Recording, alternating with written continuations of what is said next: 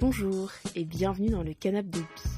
Selon le philosophe Charles Pépin que j'affectionne tant, la confiance en soi serait la résultante de 3 ressorts. La confiance en l'autre, la confiance en ses capacités et la confiance en la vie. Tout part peut-être de là d'ailleurs. Il faut y aller avec la fraîcheur d'un enfant, faire confiance sans même savoir à quoi. Et selon Christophe Bobin, la confiance est la capacité enfantine d'aller vers ce qu'on ne connaît pas, comme si on le reconnaissait. Pour ce tout nouvel épisode, j'ai eu le plaisir d'accueillir Angélique, qui s'est retrouvée face à son manque de confiance en elle et a trouvé les leviers d'action pour la retrouver grâce à ce film. Installez-vous confortablement, faites comme chez vous et bonne écoute.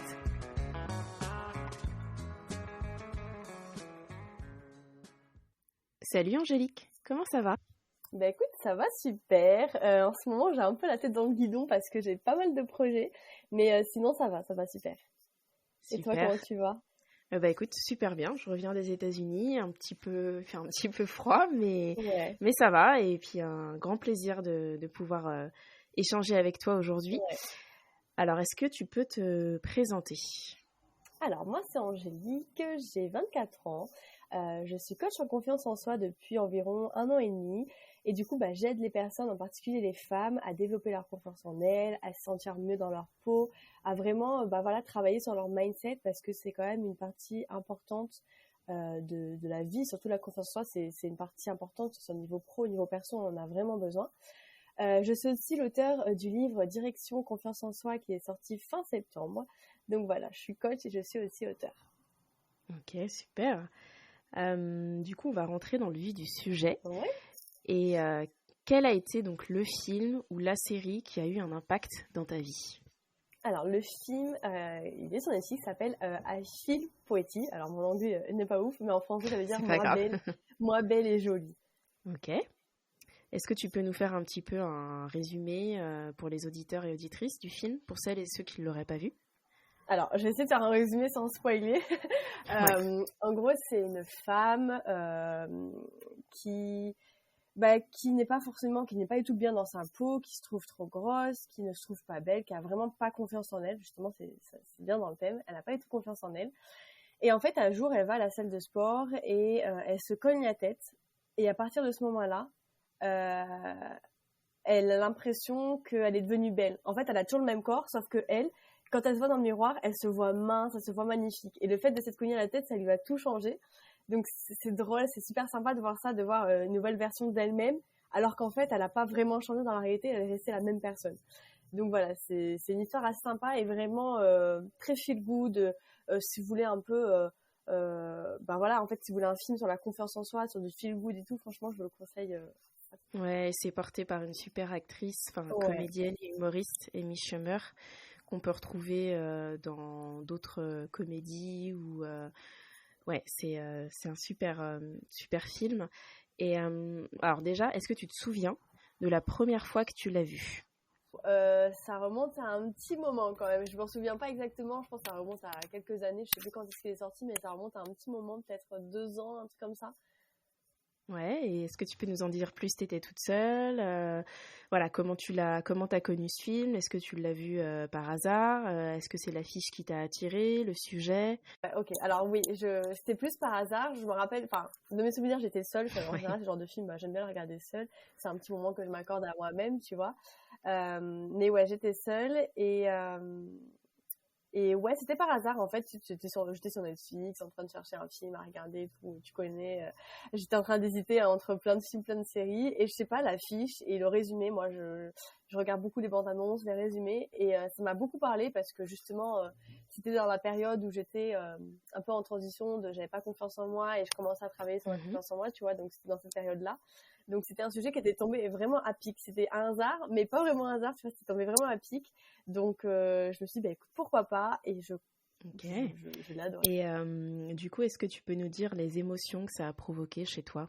Alors, étant une hypersensible, j'ai eu des petits moments où j'avais des larmes aux yeux, où j'étais un petit peu triste parce que je me disais, là je te parle de maintenant quand je l'ai revu il y a quelques semaines avant de faire le podcast avec toi, tu vois, je l'ai re-regardé. Oui. Je te parle de ce moment-là parce que je m'en rappelle. Mais oui, j'étais un peu triste parce que je me disais, avec du recul, tu vois, je me dis, bah, moi aussi, j'ai manqué de confiance en moi. Je connais beaucoup de femmes, d'hommes qui manquent de confiance en eux. Et c'était triste en mode, c'est dommage, je crois, parce que c'est une belle femme, tu vois, elle a vraiment du charisme et tout. Et c'est vraiment dommage, tu vois. Je m'étais là un peu en mode, pas mal d'émotions, la voir triste et tout. Moi, étant hypersensible et étant une grosse éponge, tu vois, la voir triste, ça m'a rendu triste de me dire, bah, en fait, c'est un film, mais ça existe vraiment. Il y a vraiment des femmes qui ne sont vraiment pas bien dans leur peau. Je dis les femmes, mais les hommes aussi, qui sont vraiment pas bien dans leur peau et qui vraiment sont complètement obnubilés par le poids, par le fait qu'il faut être mec, qu'il faut être musclé et tout. Donc une partie un peu triste, tu vois,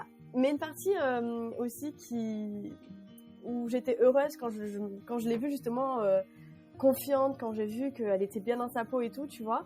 Ben, j'ai eu un petit sourire, tu vois, j'étais heureuse, je me disais, bah en fait, c'est des sentiments que j'essaie de procurer moi aussi à mes clients, tu vois, de passer à quelqu'un qui est pas bien dans sa peau, qui est triste, à quelqu'un d'heureux, qui s'aime comme il est, qui s'assume comme il est. Donc ça m'a fait penser un peu à mes clientes et tout que j'ai déjà pu aider. Donc voilà, un peu un mélange de tristesse, de joie. Et j'étais aussi très impressionnée par la force des croyances aussi, parce que ça soit des croyances positives ou des croyances négatives, ça a vraiment un gros impact sur notre vie. Donc voilà. Oui, et alors, sans spoiler, mais on va quand même un petit peu parler du film, puisque c'est le sujet aussi du podcast.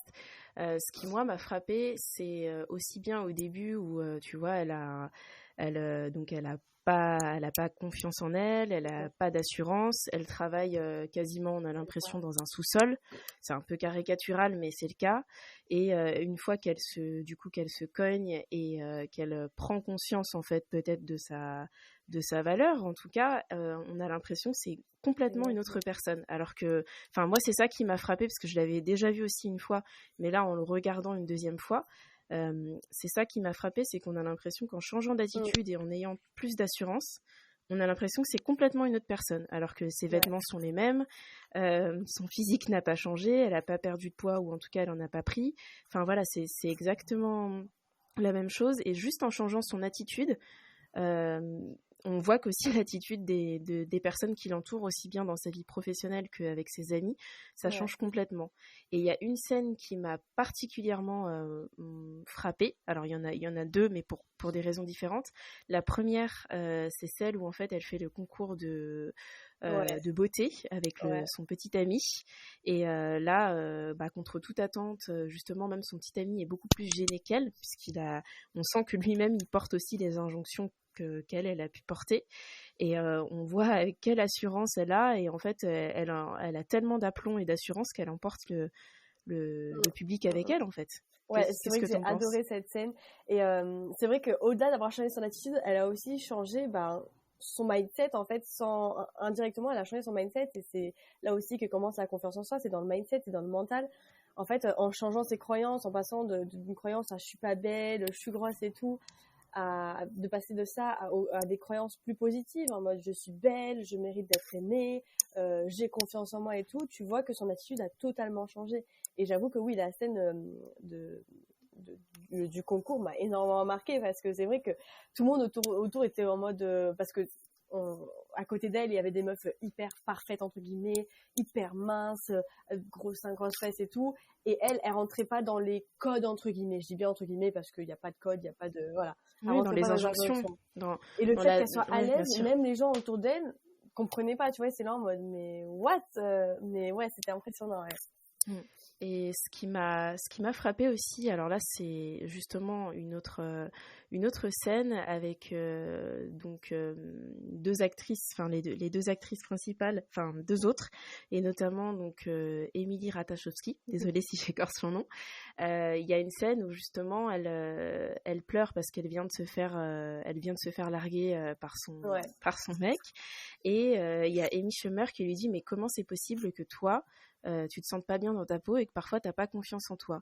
Et justement, je trouvais que le parallèle était plutôt pas mal, où entre Amy Schumer qui ne correspond pas aux cases et aux injonctions dictées par la société, et à côté de ça, d'Émilie Ratajkowski, qui aussi, elle, rencontre des problèmes de confiance en elle. Donc malgré tout, les deux, entre guillemets, peuvent se rejoindre, mais pour des raisons différentes. Vous cherchez un cadeau ?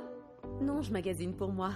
Nos tailles sont plutôt limitées en magasin, mais vous trouverez probablement la vôtre en ligne. Ok. Je viens d'avoir une idée folle. Soyons honnêtes un moment. Tout le monde a beau répéter tout le temps que c'est ce qui est à l'intérieur qui compte. Au fond, les femmes savent bien que tout le monde juge d'abord l'enveloppe. Tout va bien? Disons que j'ai pas une très haute estime de moi-même Si et... je me retenais pas, je te défigurerais à grands coups de poing, ma belle. T'es certaine d'avoir le même nombre de côtes que moi? Exactement, ouais. C'est vrai que cette scène est très marquante aussi. En vrai, tout le film était marquant, donc ouais. Ouais, bien sûr. Et du coup, est-ce que tu pourrais nous parler des répercussions que ce film a eu dans ta vie? Alors, en particulier, la première fois quand je l'ai regardé, ça m'a beaucoup impacté au niveau de ma confiance en moi. Comme je disais, à cette époque-là, la première fois que je l'ai vu, j'avais pas forcément confiance en moi. J'étais déjà en train de travailler sur ma confiance en moi. Et en fait, ça m'a un peu chamboulée. Même la deuxième fois que je l'ai revu, ça m'a énormément marqué. De me dire, bah en fait, il y a que toi qui peux décider si tu vas avoir confiance en toi ou pas. En fait, personne peut te dire oui, toi tu mérites d'avoir confiance en toi. Toi tu mérites pas d'avoir confiance en toi parce que t'es trop grosse. Pas du tout en fait. Il y a que toi qui peux décider si tu vas avoir confiance en toi. Et il y a que toi qui peux passer à l'action, qui peut faire ce premier pas-là. Et en fait, ça m'avait beaucoup marqué de me dire, bah en fait, si elle a réussi à avoir confiance en elle. Si d'autres personnes dans le monde entier ont réussi à avoir confiance en eux, bah moi aussi j'en suis capable. En fait, pourquoi moi j'y arriverai pas? Je suis une humaine, je suis une femme, je suis comme tout le monde. En fait, moi aussi je suis capable d'avoir confiance en moi. Donc ça m'avait beaucoup marqué. Et la première fois c'était plus au niveau de moi, de ma confiance en moi que ça m'a beaucoup marqué. Et la deuxième fois, je me suis dit, bah en fait, je suis pris dans le bon chemin, on va dire. Vu que moi j'aide aussi les personnes à avoir confiance en elles, je me suis dit, bah en fait. C'est ça en fait, quand je leur dis qu'il faut travailler leurs croyances, bah en fait c'est ça, quand tu vois le film et qu'en fait elles changent de croyances juste en se tapant la tête, en se cognant la tête, je me dis bah en fait c'est ça qu'il faut, c'est changer ses croyances, c'est travailler son mental, c'est passer à l'action, c'est vraiment travailler son mental. Une combinaison et un facteur de pas mal de choses, puisqu'on voit dans le film, il y a... Alors... Si c'était juste se cogner la tête, ce serait un petit peu plus simple. Mais en tout cas, c'est des déclics. Il y a aussi l'environnement. Je pense que ça joue. Ça joue beaucoup, ouais. Et d'ailleurs, ça m'a fait penser à un film. Je ne sais pas si tu l'as vu. C'était avec Gwyneth Paltrow, mais ça date un peu. Ça s'appelle L'amour extra large. Et justement, c'est donc une jeune femme qui si je me trompe pas, qui est obèse. Et en fait, qui se perçoit... je sais plus, je crois que c'est du jour au lendemain, ou en tout cas il y a quelque chose qui fait qu'elle se perçoit comme beaucoup plus mince, et en fait en se percevant beaucoup plus mince, les gens ont une perception d'elle-même. Donc je trouve qu'en tout cas ça c'était plutôt pas mal aussi sur... c'était pas forcément à la fois sur les injonctions, et en même temps sur la perception qu'elle a d'elle-même. Et je trouve que c'est un peu la morale de ce film, en tout cas d'I Feel Pretty, c'est aussi la perception que tu as de toi-même, et qui forcément va... impacter en tout cas la perception, la confiance, l'assurance et la valeur que tu t'accordes aussi au final. Exactement, ouais. Le film me dit quelque chose, je sais pas si je l'ai vu, L'amour extra large, mais de nom ça me dit quelque chose, et de l'histoire que tu me racontes, ça ressemble beaucoup à I Feel Pretty, mais ça me dit quelque chose, j'irai jeter un coup d'œil après. Mais un peu dans la même mouvance, alors on est complètement sur autre chose, mais je trouvais qu'il y avait aussi un peu parfois alors pas des influences ou des références, mais ça m'a fait penser aussi à Bridget Jones. Je sais pas si... Alors ouais, je l'ai pas vu en film, mais je l'ai lu en livre, et j'avais beaucoup aimé Bridget Jones aussi, ouais. Mais c'est vrai qu'il y a quelques points, oui. Ouais, il y a ce petit truc de la femme qui reprend confiance en elle et qui du coup qui devient un peu fatale, quoi. Donc ça c'est ça, ouais. Ça j'ai bien aimé. Et est-ce que t'en as parlé autour de toi quand tu as vu ce film, ou qu'est-ce que tu t'es dit? Enfin, certes, ça t'a fait un peu un effet cathartique, un effet miroir, mais est-ce que t'en as parlé autour de toi après l'avoir vu? Alors, j'en ai parlé un peu, du coup, à mon copain, à ma famille un petit peu et tout, parce que je pense que c'est un film qui mérite d'être vu. Et parfois, mes clientes, bon, je le fais pas forcément tout le temps, parce que j'y pense pas forcément, mais si une cliente me demande, par exemple, est-ce que t'as un livre, un film à me conseiller, en général, on en parlera après du prochain film, mais le film que je conseille en général par rapport à la confiance en soi, ça reste I Feel Pretty, forcément.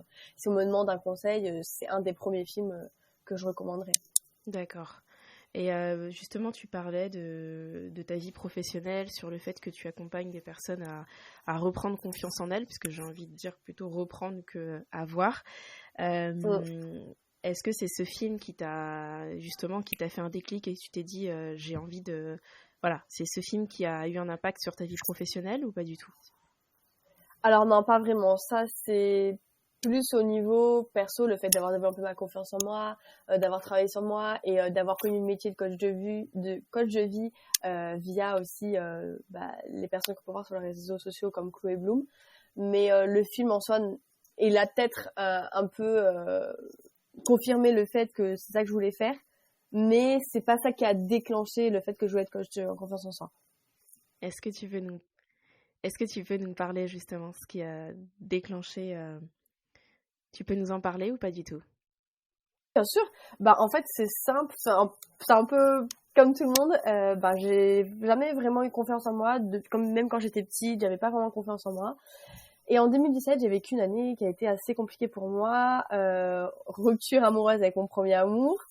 Voilà, perte d'une personne de ma famille, trahison dans ma famille qui m'a beaucoup impactée. Enfin, le fait d'avoir une sœur autiste aussi, dont je me suis beaucoup occupée, ça a beaucoup joué sur mon mental, sur mon niveau perso et tout. Donc en fait, en 2017, ça a été un peu le déclic. C'est la pire année de ma vie, mais c'est en même temps celle qui m'a appris le plus de choses en fait. Tu vois, c'est celle qui m'a permis d'avoir ce déclic-là et de me dire, moi aussi, je veux avoir confiance en moi, j'en ai marre. Donc ça c'est parti en 2017, mais peut-être vers 2018, plutôt 2019, j'ai commencé à me dire en fait là faut y aller, il faut que tu te mettes un coup de pied dans le cul, tu vois, parce que j'ai mis 2 ans à me remettre d'une rupture de ma première relation amoureuse. Ouais. J'ai mis quand même 2 ans à me remettre, ça a été très compliqué et au bout de 2 ans je me suis dit non mais là c'est bon, là on va arrêter, on va se reprendre en main. Ouais. Non, parce que je te jure, je sortais plus, je me trouvais inintéressante, j'avais pas confiance en moi et comparaison aux autres. Ouais. Enfin vraiment le bon package comme on connaît, tu vois. Ouais. Et au bout de 2 ans, je me suis dit non mais c'est bon, là on va arrêter. Je croyais plus en l'amour, enfin il y avait trop de croyances et je me suis mis un coup de pied dans les fesses. Je me suis formée par moi-même. J'ai lu beaucoup de livres, j'ai regardé beaucoup de vidéos YouTube et en fait justement j'ai commencé à connaître le développement personnel. Et j'ai connu d'ailleurs Chloé Bloom. Et en fait, quand j'ai commencé à comprendre que Chloé Bloom était coach de vie, c'est resté dans ma tête. Je suis pas devenue de suite coach de vie, mais c'est resté dans ma tête. Je continuais mes études en fac de psycho pour devenir prof des écoles, parce que c'était mon métier de rêve.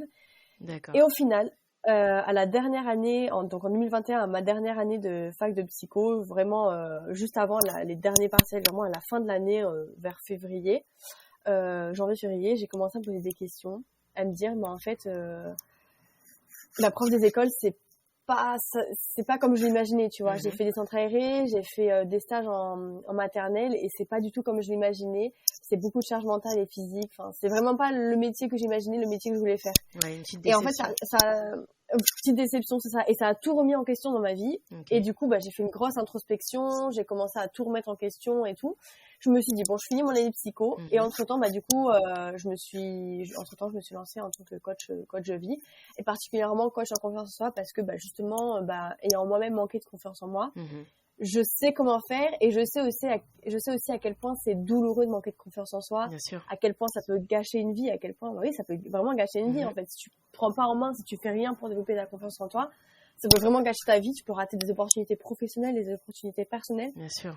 Donc, ça a été un peu tout ça, le déclic. Ça a été ma vie perso, le fait de rencontrer Chloé Bloom. Ça a été un peu de tout ça, tu vois. D'accord. Ouais, assez multifactoriel et t'as su mettre à profit, en tout cas, ton expérience scolaire, puisque tu parlais de psychologie et j'imagine que ça doit bien te servir. Exactement. Ouais. Du coup, tu nous as dit que tu l'as revu depuis ce film. Est-ce que tu l'as revu toute seule ou pas du tout? Oui, la deuxième fois, je l'ai revu toute seule, ouais. Ouais. Et est-ce que tu vois, justement, rétrospectivement, une évolution entre le moment où tu l'as vu et la première fois où tu l'as vu, maintenant, et justement le regard que peut-être que tu te portes sur toi-même, ou en tout cas que tu te portais, enfin, tu vois, est-ce que tu vois des changements? Carrément, parce que la première fois où je l'ai vu, justement, j'avais pas confiance en moi. J'étais vraiment dans un moment assez compliqué de ma vie. Et là, j'ai revu il y a quelques semaines, j'ai confiance en moi, tu vois. Donc, le fait, c'est pas la même chose de le voir quand t'as pas confiance en toi et quand t'as confiance en toi, tu vois. Et puis même, le fait de le revoir, de faire un film, tu vois, tu as des nouvelles pensées, tu te dis, ah mais oui, j'avais pas vu ça comme ça la première fois. Mais oui, il y a une nouvelle perception qui fait que justement le fait que j'avais pas confiance en moi et que maintenant j'ai confiance en moi, je le vois d'un autre œil. La première fois quand je l'ai regardé, j'étais un peu triste, tu vois, j'étais un peu dans un mauvais mood. Je me disais oh là là, mais elle a de la chance, moi aussi j'aimerais avoir confiance en moi, tu vois, un peu un côté de comparaison. Et la deuxième fois où je l'ai vue, donc il y a quelques semaines, j'étais là en mode, il y avait plus de comparaison, j'étais là en mode, mais je suis trop contente pour elle, tu vois. Elle a confiance en elle, et elle mérite d'avoir confiance en elle, tu vois. C'était plus un côté jalousie, côté comparaison, c'était vraiment un côté, je suis contente pour elle. Elle a réussi et j'ai envie aussi d'aider d'autres personnes à réussir à avoir confiance en elle, tu vois. Ouais, t'es passé de l'envie à l'inspiration. Exactement, en fait. Voilà, exactement. Et ça c'est cool. Et pour aller plus loin un peu sur le sujet, est-ce que tu aurais des films ou des séries à nous recommander autour de ce thème ? Alors, autour de ce thème, il y en a un auquel j'ai pensé, c'est Une femme de tête. Il est aussi sur Netflix. En fait, pour t'expliquer en gros, sans trop... Tu connais ? Ouais. Ah c'est très marquant, un peu cathartique pour moi, mais il est super bien. Je te laisse expliquer. Très marquant. En gros, pour expliquer, c'est une femme qui vit une déception amoureuse. Et après cette déception, elle décide d'entamer une découverte de soi. Elle part à la découverte d'elle-même. Et ça a été aussi un peu, cette découverte d'elle-même a été un peu forcée suite à une chute. En gros, à une chute de cheveux, elle a perdu ses cheveux. Donc voilà, ça a été un peu... C'est un très bon film parce que justement, cette femme part à la découverte d'elle-même, t'as un peu de confiance en soi, enfin, t'as pas mal de choses qui viennent jouer. Donc moi, j'ai énormément aimé et c'est cool le fait que tu l'aies vu parce que du coup, tu peux aussi donner ton avis. Mais moi, je sais que c'est un film qui m'a énormément marqué. Ouais, il est très bien et l'actrice principale... qu'on retrouve dans pas mal de films, joue et porte très bien le rôle et justement, c'est même pour aller plus loin, ça parle aussi également des injonctions faites aux femmes et là, en l'occurrence, ça parle aussi faites aux femmes plus largement donc aux femmes noires et à leur chevelure et justement, voilà, elle enlève tout ça et malgré tout ça, elle est elle-même en fait. Donc c'est un super film, très bon film. Ouais. Et j'ai pensé aussi à un autre film. C'est pas vraiment forcément sur la confiance en soi, mais ça reste sur la découverte de soi. Je sais pas si tu connais Mange, Prie, Aime. Oui, bien sûr. Un très beau film aussi. Pareil, c'est une femme qui, suite à son divorce, décide de partir voyager. Alors, je sais plus exactement où elle part, mais je sais qu'elle part en Italie pour le côté manger. Après, Prie, il me semble que c'est à Bali ou un truc comme ça. À Bali. C'est ce qui a fait découvrir. En tout cas, ça a contribué au fait que Bali soit mondialement connu désormais. Et le côté M, je sais plus dans quel pays c'était par contre ça. C'était en Inde. En Inde, voilà. Elle a commencé en fait, donc c'est Elisabeth Gilbert puisque c'est tiré d'un livre à la base. Je sais pas si tu savais. Et du coup, ça a été adapté en film avec Julia Roberts. Et donc du coup, ça commence par l'Italie où elle mange. Après, elle va prier en Inde dans un ashram. Et ensuite, elle va aimer. Et ça, on ne sait pas encore tout de suite, mais en tout cas à Bali.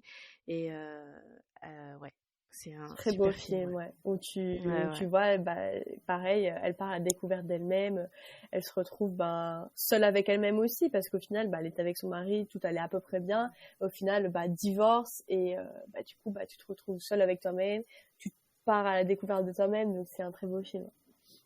C'est marrant que tu m'en parles, parce que... En fait, j'ai vu ce film-là, donc quand il est sorti, je pense que c'était en 2011, avec une amie. Et j'avais trouvé ça super, j'avais trouvé ça magnifique. À l'époque, j'avais 10 ans de moins, donc ça me parlait pas.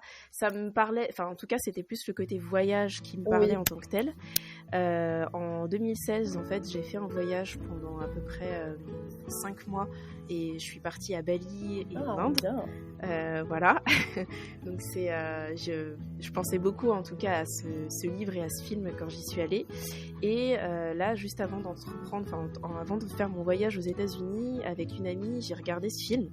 Et en fait, c'est ce que je lui disais, et on en a parlé toutes les deux, c'est que ce film, il résonnait tellement en fait maintenant. Donc c'est assez fou de ça. J'aime bien en fait de voir, de regarder des films à des moments, des instants complètement différents de ta vie, et de voir la perception, comment ta perception a changé, et c'est assez drôle. Et je pense que je vais le regarder d'ailleurs après coup. Ouais. Moi aussi, ça me donne envie de le regarder. Ça fait un petit moment que je l'ai pas regardé, mais j'adore. En plus, tu voyages avec elle en même temps. Donc, moi qui rêve d'aller à Bali, tu vois, tu voyages avec elle en même temps. Donc, je trouve ça, c'est magnifique. Le film est très beau. Il y a des très beaux paysages. Donc, Complètement. Et du coup, est-ce qu'il y a un film dont tu ne te lasses jamais, un film ou une série dont tu ne te lasses jamais de regarder? Ouais, c'est compliqué parce que je suis quelqu'un qui me lasse assez vite, c'est le problème. Alors, il y en a un que j'aime bien et que j'ai re-regardé avec mon copain que j'ai adoré. C'est une comédie musicale. Alors, excuse-moi pour l'anglais. C'est The Greatest Showman. Je connais pas. Je sais Non, pas pas si du tu tout. connais. Ok. Mais c'est un film très motivant. Comment je pourrais t'expliquer ça sans trop spoiler? C'est un homme qui il a une femme et tout, il commence à avoir des enfants et tout, et en fait il perd son boulot et de fil en aiguille il décide de monter comment appeler ça, un cirque, voilà, son propre cirque. Forcément il rencontre des catastrophes, il rencontre quelques problèmes, et en fait ce qui est génial dans ce film, c'est que il prend pas des personnes lambda dans son équipe pour faire le cirque. Il prend des personnes assez atypiques, on va dire. Pour donner un exemple, il y a un nain, il y a aussi une femme avec une barbe, ce qui est pas commun, tu vois. Donc c'est très motivant et ça donne espoir à te dire, en fait, il y a des gens comme lui qui donnent la chance à des personnes qui ne sont pas nommées comme normales, nommées comme lambda, tu vois. Et donc, c'est hyper motivant. Je vous conseille vraiment de le regarder. C'est une comédie musicale. Moi, j'adore les comédies musicales. Et là, quand tu m'as posé la question, j'ai pensé à ce film. Donc, vraiment, The Greatest Showman, c'est vraiment un truc à regarder. Super. Et quel est le dernier film ou la dernière série que tu as regardé et qui t'a marqué, ou tu t'es dit, là, il faut vraiment que je recommande cette série ou ce film? J'essaie de penser à autre chose à part The Greatest Showman, parce que The Greatest Showman, j'ai regardé pas longtemps. J'ai commencé Avatar, je l'avais jamais vu encore, mais j'aimerais en parler parce que c'est vrai que, je sais pas, ce film m'a marqué. Je suis peut-être à la moitié du premier film, vers la moitié. Mais le début m'a énormément marqué. Je sais pas, le fait qu'il soit aussi bien fait, aussi bien tourné. Il y a un truc dans ce film, alors je sais pas quoi encore, peut-être qu'à la fin je vais le découvrir, mais il y a un truc dans ce film qui m'interpelle. Je trouve qu'il a été vraiment très bien tourné. Je sais pas si tu as vu Avatar. Bien sûr, je l'ai vu au cinéma et je l'ai vu en 3D. Ouais, et apparemment en 3D il était énorme. Mais je sais pas, il y a un truc dans ce film qui me marque, et je sais pas quoi encore, mais c'est prenant. Le soir, j'ai même pas envie d'aller me coucher, je vais vraiment le regarder. C'est un film vraiment qui me marque. Peut-être qu'à la fin, je saurai pourquoi et je t'en dirai des nouvelles. Oui. Mais je sais pas, le fait de comment il est tourné, c'est un très beau film, quoi. Ouais, d'ailleurs, le deuxième va bientôt sortir, si je me trompe pas. Ouais, donc, il sort normalement, je crois, le jeudi, là, mercredi, jeudi, mais c'est pour ça que je l'ai regardé. Je me suis dit, bon, c'est l'occasion de le regarder, peut-être que j'irai voir le deuxième au cinéma, mais je pense que c'est bien parti. Ouais, et puis c'est ce genre de film, je trouve qu'en tout cas, c'est le genre de film à le voir au cinéma, aussi bien pour le contenu que pour les effets spéciaux. Un peu comme Harry Potter ou Le Seigneur des Anneaux. Exactement, ouais. Et tout à l'heure, d'ailleurs, tu parlais d'autisme, donc complètement un autre sujet, mais il y a une très bonne série aussi qu'on peut recommander aux auditeurs et auditrices sur le sujet, c'est Atypical. Je sais pas si tu l'as vu. Oui, mais oui, Atypical. Oh là là, j'ai adoré. Mais d'ailleurs, je crois que on l'avait regardé avec mon copain parce que je ne me voyais pas le voir toute seule, parce que je t'avoue que c'est un sujet qui me touche énormément vu que ma sœur est autiste, tu vois. Donc moi qui suis très hypersensible, je pleure pas mal. Donc déjà avec lui, je faisais que pleurer, mais toute seule, c'est un truc qui m'aurait retourné le cerveau. Mais j'ai adoré. Et d'ailleurs, on avait arrêté parce qu'il devait avoir une nouvelle série. Je sais pas si l'ont sorti. C'est vrai que je me suis pas repenchée sur le sujet. Mais faudrait que je regarde. Je crois que je sais plus combien de saisons il y avait déjà, mais on l'avait tout regardé. Il devait en sortir une nouvelle, donc je sais pas s'ils l'ont sorti. Faudrait que je regarde. Mais Atypical, oui, c'est. Ouais, et justement, toi qui as ce vécu un petit peu plus personnel, est-ce que tu trouvais qu'est-ce que t'as pensé de cette série? Alors j'imagine que ça a dû te faire un effet miroir, mais est-ce que tu trouvais que c'était juste? Est-ce que tu trouvais que c'était caricatural à certains moments? Non, pas du tout. J'ai trouvé ça très juste, pas du tout caricatural. Après, tu vois, t'as plusieurs formes d'autisme. Moi, ma sœur, elle est pas du tout, comment il s'appelle déjà, Timothée, je crois. Non, c'est Timothée, je crois, on va dire que c'est Timothée. Ma sœur n'est pas du tout comme Timothée, tu vois. Lui, il parle, elle a 20 ans, et elle ne parle pas, tu vois. Elle dit à peine des mots. C'est comme si tu parlais à un bébé qui a même un enfant de 5 ans parle mieux qu'elle, tu vois.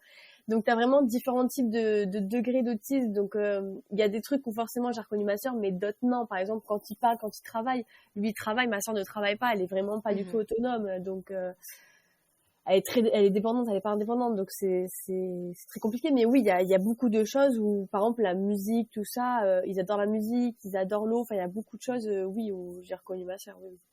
Ouais, c'est vraiment une série qu'on peut recommander en tout cas. Exactement. Qui traite d'un sujet qui peut être perçu comme lourd, mais qui est fait avec une douceur et une légèreté. Exactement, c'est vrai, ouais. Et ça c'est un peu la force de cette série. Ouais. Et du coup, la petite question de la fin, est-ce que tu peux nous donner une émotion ou deux qui viendrait clôturer sur tout ce qu'on vient de se dire?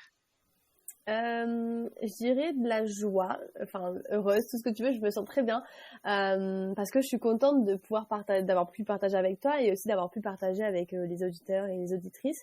Je suis quelqu'un qui adore partager, qui adore parler de mes découvertes, que ce soit des films, des livres, n'importe quoi, des podcasts.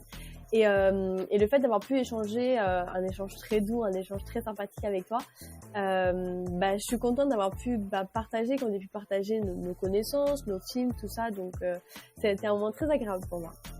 Écoute, merci beaucoup Angélique. Merci à toi.